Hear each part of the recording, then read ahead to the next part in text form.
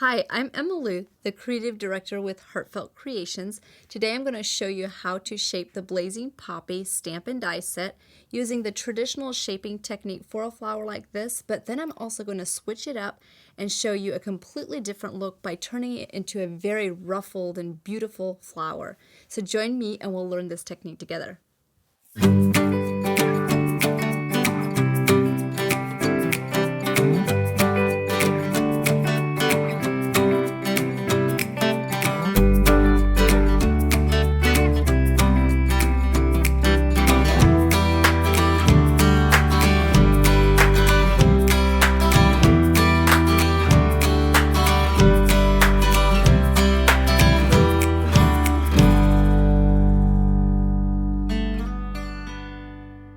To create these flowers, we're going to shape this red one first, so that's a little bit more of your traditional poppy look, and then this is the ruffled flower.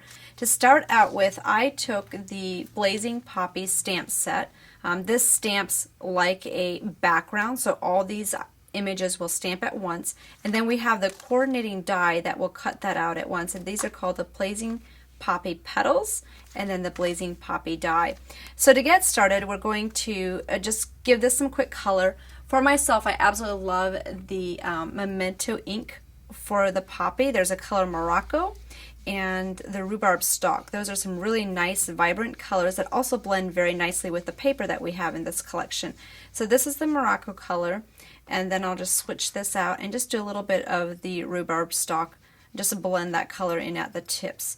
So you can kind of make it as dark and as vibrant as you like. So this is a quick coloring option for you. I had just pre-stamped this image on a white piece of cardstock. Typically I use between 60 to 80 pound cardstock with just a regular black ink. So in just a matter of seconds you have your image all colored and ready for shaping. To shape this flower, I like to add a little bit of water on the back first, so you'll just give this a light spray on the back. I don't give it a shower, just a light mist. And then I'll grab my paper curling tip, and we'll just start from the top and just kind of twist those fibers just kind of back and forth. So go from one side to the other. You don't have to be super picky about it. What you're trying to do right now is just to get a little bit of a crease in there and to just kind of break up the fibers of the paper. One thing that's really nice about our flower curling tip is the fact that it has a little bit wider tip, so it's easy to grab the paper. So once you've done that, it has kind of broken the fibers of the paper, so it's really easy to just kind of crinkle or pleat those petal tips. So you'll do that on each side. So this one was a poppy done on cardstock and paper, which gives a different effect than it would on, like, say, vellum or something. But once you're finished on the front, I'll just kind of go on the back and just kind of press it out a little bit. And once you've done that, that will dry exactly how you press that out. So I want a slight crease in the top just to kind of make it look like your traditional poppy flower. So it has a little bit of that wavy texture on the tip, just kind of like the stamp is drawn. So to finish it off, I'll just kind of press down in the middle, and then we'll glue that into the center of this flower. So this flower, I added a little bit of stamp paint with just a sponge. So you could add that or some glitter to just add some sparkle to the flower. And once I glue that in the center, I do like to just kind of press it down a little bit with a stylus. When you put on some stamp paint, that kind of lightens the stamped image a little bit, but you can see how I just finished this one off with frills. To create their super ruffled look, you can make the poppy look completely different. For this one, I liked to stamp the same color as the ink. So I'm doing a blue version of this flower, and I use the Summer Sky Memento ink. I just colored that in, and we're going to just mist again some water on the back that will kind of soften the fibers of the paper. And then from the back, I'm going to use a really fine tip. I'm going to switch to like the 2mm tip.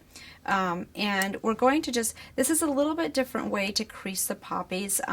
You can kind of just use your stylus to kind of create some crease marks. And I am adding about 3 crease marks on this side for the big poppy petals. If you'd be doing the smaller ones, you might want to do, 1 to 2 crease marks.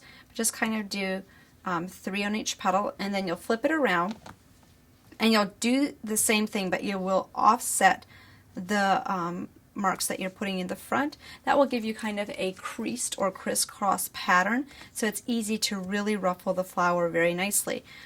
This flower and most of my poppies, or the flowers that you see on our website, we stamp on 60 to 80 pound cardstock, which is a nice weight to shape your flowers. So that one's pretty much done, and then once you're finished, you can just go back and just really tightly kind of crease those poppy petals together and just kind of hold it a little bit like that. Just crease it together. And while you're doing this, because this is for the ruffled flower, you want to add a little bit more texture, dimension, and give it a completely different look. So we'll just go back and forth with this again. This one I might bend in this direction. So we'll just kind of lay that to the side, and we're going to do the one for the center. So for the center, once again, you'll just spray on the back. And this flower, I also just added a little bit of color on the back. Then this one is quite a bit smaller, so we'll do, let's see, we'll do 3 on this side and then just flip it around. Do 3 more marks in the front. And this gives you a very nice base to start pleating the flower tips. And since this is going to be the flower bud, we're going to have the stamp side on the outside, and that will come up on this direction. So we'll kind of just push that together like this. And then this one will go in the center of this flower. Now you can use about 4 to 5 of the same flower size, and that will make a really nice full flower. So we're going to add this one to the center and just offset this petal from the previous layer. Just kind of press that into the middle. And when you're doing that, I kind of just hold my finger into the middle and then just kind of arrange and pull that petal apart. Now these are still drying, so you'll kind of just pull that around, and you can manipulate it and kind of switch it to however you want.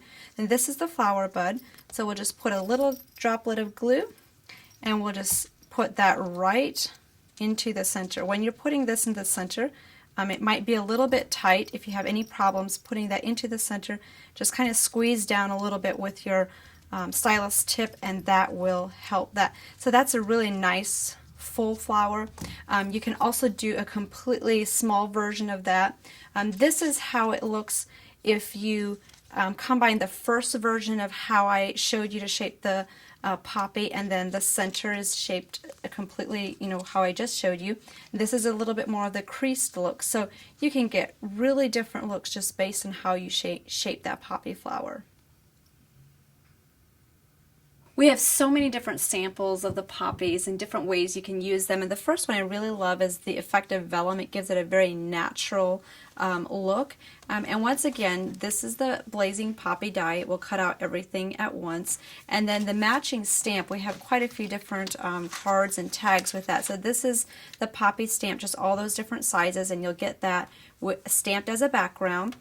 So this is one variation. Here's a tag that really gives it a completely different look just based on how you color those. Here's another version of this one with a corner stamped in the background, and then just added the poppies to the top. Then we have the poppy corner and border stamp set. With this one, you will get that corner, but you'll also get a nice poppy border. And for this one, you'll see how we used that, just stamped it and then used an oval. Marisa Job did this one, and I love how she shaped the flowers on the side. And then this is an idea of how you could use that poppy border just as a continuous border on a card. Here are the poppy flowers. And then here are some more different ideas on how you can use that corner. So those are some beautiful main background poppy stamps. And then we have this Blazing Poppy vase. I absolutely love this one. You have the vase, and then you also kind of have that stem set. And with this one, here we have a card where we did the vase with the Regina Hamilton did this one, kind of a bubble pop-up. I don't even know the right name for that one. But here we have it just cut out with scissors and in a vase. Here's another version of that stamp set. And then this one kind of pops out like this, and you kind of have that fancy fold card. And then this one is a really nice fold to this card too, so that just opens up like this. And I also wanted to show you how you could do like an altar project and make this look like an iris. So this is a beautiful way to just make a little vase and make it more into an altered piece. Here we used the jean pocket from the papers, just embellished it with some of the flowers from the poppy collection. I absolutely love this color scheme on the poppies. Completely different look, but the same flowers. And you'll notice on this one she stamped these backgrounds. That came from what we call the Blazing Poppy Fillers stamp set. You have this image along with this little branch. It's kind of a nice spray for the background. And then you have these small tiny poppies. And we also have the Blazing Poppy stems. So we have a lot of very good focal background images that you can stamp, and then you can just layer those poppies on top. So here it's colored with a Copics, and here's another just very simple yet beautiful way to use that image.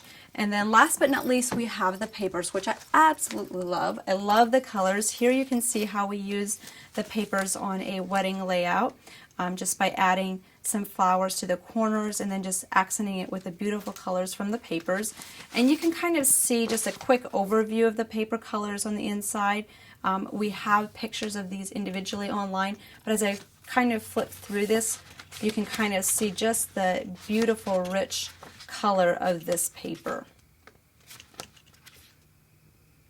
Have fun incorporating these flower shaping techniques with your Blazing Poppies. The card samples I showed you at the end, you can find more detailed instructions by visiting our gallery at heartfeltcreations.us. Also make sure to subscribe to our YouTube channel so you don't miss upcoming and future videos. Thank you so much for joining me today, and we will see you next time.